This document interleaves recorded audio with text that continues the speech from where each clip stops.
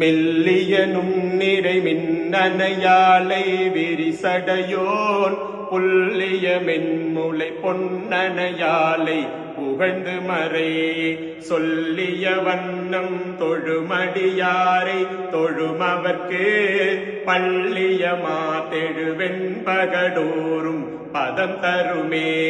பதத்தே உருகினின் பாதத்திலே மனம் பற்றி உந்தல்ல இதத்தே ஒழுக அடிமை கொண்டாயினி யான் ஒருவர் மதத்தே மதிமயங்கேன் அவர் போன விழியும் செல்லேன் மதத்தே மதிமயங்கேன் அவர் போன வழியும் செல்லேன்.